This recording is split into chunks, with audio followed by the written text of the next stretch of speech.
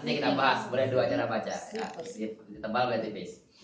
Roknya. Sama dengan Firtin. Ya, nggak beda. Beda. Di akhir ini. Ya, ini seperti ya. kita bahas.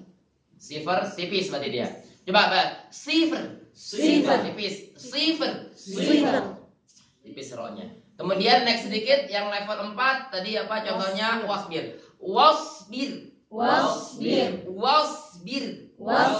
Tebal, tapi jangan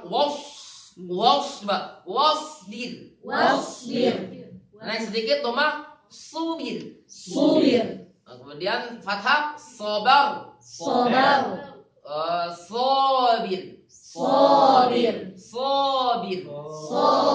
Ya, ini level-level kekuatan ketebalan.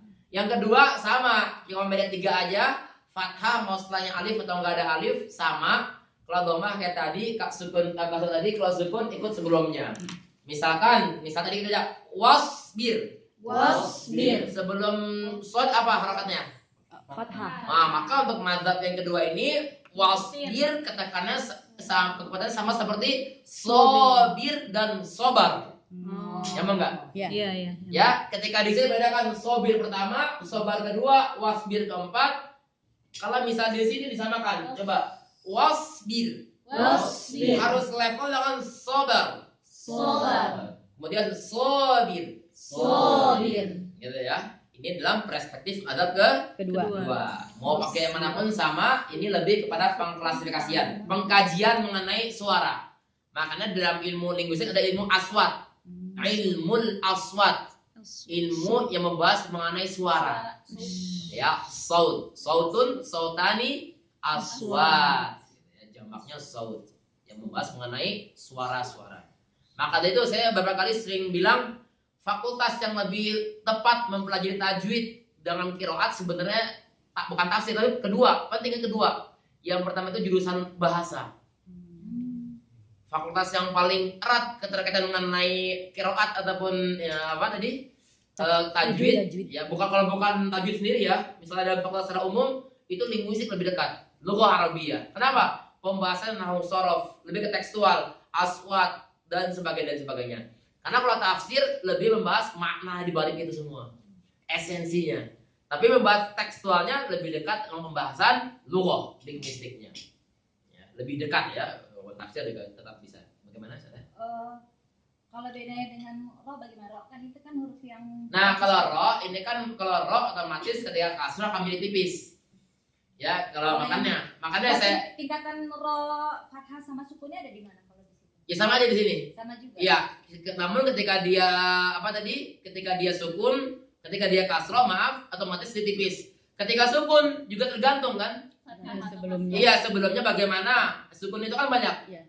Ro ini yang sudah jelas tebal dan tipisnya ketika berharakat sudah jelas. Ya. Fathah, dhamma jelas tebal, belum kita mencapai bab ini ya.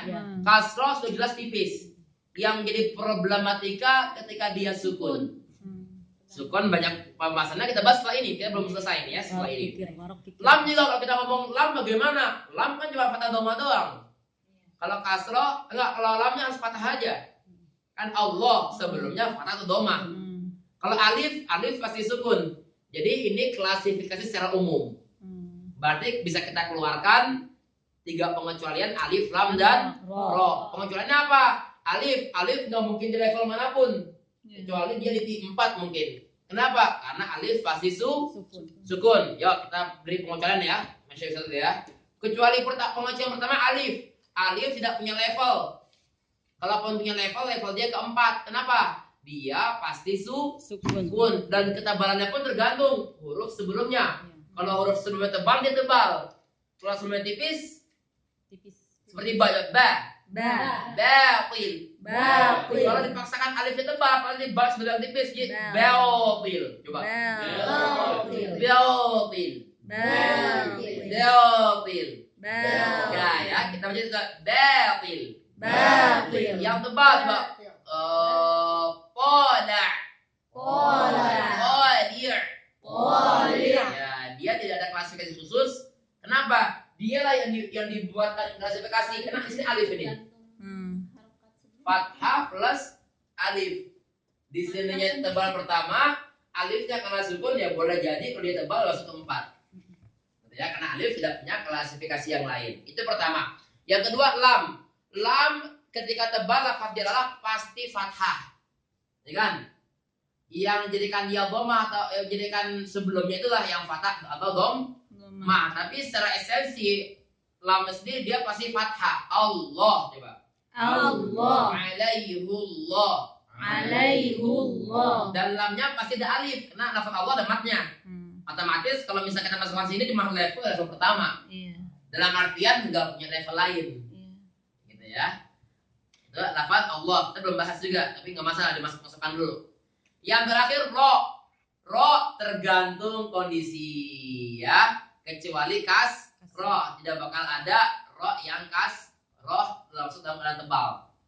Ketika dia sukun tergantung, ketika dia dhammah, fathah dan fathah alif, kita bahas pada babnya sebentar lagi insyaallah. Ya, biar sudah tahu skemanya, tinggal dicocokologikan nantinya.